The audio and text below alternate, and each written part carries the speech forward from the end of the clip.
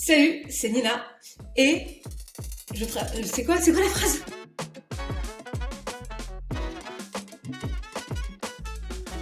Salut, je m'appelle Nina, je suis freelance en copywriting et j'ai lancé Culotté. J'aide les femmes à oser davantage. Culotté, c'est une newsletter que j'envoie tous les samedis et tous les dimanches à 9h. Culotté parce que le fait d'oser, ça demande du culot, et je pense que les femmes ne prennent pas assez la parole. Les femmes n'osent pas forcément prendre la parole parce que depuis qu'on est petite, on nous enseigne pas forcément à le faire. Quand on parle de notre vie et de notre intimité, on nous enseigne à la cacher. Quand on a nos règles à la cour de récréation, on se cache les tampons dans nos manches pour se les passer les unes et les autres. Et en fait, très tôt, on nous enseigne à ne pas dire. Alors que, du coup, dans le milieu professionnel, le fait de ne pas dire, c'est hyper pénalisant. Et donc, je pense que l'un des moyens de rétablir l'égalité, c'est aussi d'aider les femmes à s'exprimer davantage, à prendre confiance en elles sur leurs moyens d'expression, que ce soit à l'écrit ou à l'oral. Alors, justement, en fait, je me suis rendu compte que, en tant que femme, je prenais moins facilement la parole de manière générale, et qu'autour de moi, quand je regardais, là, il y a le classement, par exemple, des influenceurs sur LinkedIn qui est sorti. Alors, moi, je suis 8e, mais dans ce classement, il n'y a que 25% de femmes. Et en y regardant de plus près, pourquoi ? Parce que, en discutant avec la personne qui a créé ce classement, les femmes prennent 2 fois moins la parole que les hommes. Donc moi, je suis partie de ce constat-là. Et je me suis rendu compte que c'est parce que, effectivement, depuis qu'on est petite, on nous enseigne à cacher beaucoup de choses, à cacher nos règles, notre cycle, etc. Et il m'est arrivé En fait, il y a quelques mois, j'ai fait une fausse couche. Et je me suis rendu compte à quel point ce sujet était tabou. Le jour où je l'ai fait, je me suis rendu compte qu'en fait, un tiers des femmes avaient déjà rencontré ce sujet-là. Et j'étais étonnée à quel point on n'en parlait pas. Et c'est comme ça qu'en fait, je suis venue à lancer Culotté en me disant, mais en fait, on va arrêter juste de ne pas parler de ça, et on va arrêter ce tabou. On va juste essayer de prendre le pouvoir par nous-mêmes, parce qu'à défaut de pouvoir changer les autres, on va essayer de changer soi, et d'oser davantage. Donc au début, ça a été très compliqué en termes de gestion du temps, aussi parce que quand je produisais lentement.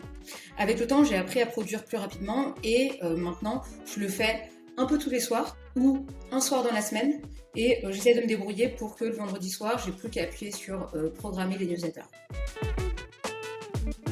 Ça ressemblait à une newsletter, ça ressemblait assez à ce que j'écris actuellement. Super outil de newsletter, trop bien, ça s'appelle Substack. En fait, c'est un mélange entre un blog et une newsletter. Tous les emails que tu envoies sont en fait stockés dans un blog à part. Donc, tes abonnés reçoivent le samedi et le dimanche tes articles, mais s'ils veulent consulter ceux des semaines précédentes, ou même quand ils n'étaient pas abonnés, ils peuvent toujours retourner sur ce blog-là. Je monétise pas directement Culotté, par contre, dans mon activité, ça me sert. Et la deuxième chose pour laquelle ça me sert, c'est ma marque personnelle. Aujourd'hui, je suis assez identifiée sur LinkedIn, notamment parce que je prends la parole sur ce genre de sujet, et il n'y a pas beaucoup de gens qui le font sur LinkedIn parce que c'est un réseau social professionnel et qu'on invisibilise beaucoup les femmes, mais aussi les problèmes de femmes dans le milieu pro. Je revenais d'un séminaire qui était du jeudi au samedi. Et évidemment, ma newsletter part le samedi matin et le dimanche matin. Donc le samedi matin, j'ai réussi à l'envoyer, je me suis bien débrouillée. Et le samedi soir, je sors du train et là, j'avais une soirée. Et donc là, je me suis retrouvée en fait en soirée avec mon casque anti-bruit pour rédiger ma newsletter, alors que tous mes potes étaient en train de boire des bières à côté de moi, et moi j'étais juste là à essayer de rédiger la suite de mon article. Je pense que ça a été le truc le plus douloureux que j'ai eu à vivre. J'avais le sentiment de passer à côté de trucs géniaux, je voyais les gens rigoler et tout, et en plus de ça, c'était désagréable pour mes amis, ils avaient l'impression de me faire chier, quoi. Donc, alors que c'était pas le cas du tout. Donc voilà, c'est une expérience que je ne reproduirai pas de sitôt.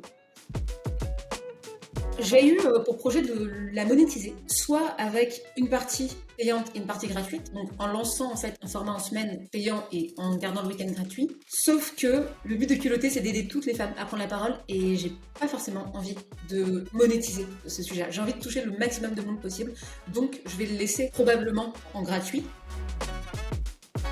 Mieux programmer ses soirées. Non, si j'avais un conseil à donner pour quelqu'un qui voudrait se lancer, c'est juste passer à l'action. Fais et tu verras après. Et deuxième conseil, ne te pose pas de questions sur des problèmes que tu n'as pas encore. Il y a des gens qui se posent des questions et ils disent « Ouais, mais en fait, tu comprends, quand j'aurai 10 000 abonnés sur ma newsletter, l'outil ne conviendra pas. » Ouais, mais en fait, c'est un problème que tu n'as pas pour le moment. Donc prends un outil qui sait gérer 1000 abonnés, et en fait, quand tu auras ce problème-là, ne t'inquiète pas que tu sauras largement le gérer d'ici là.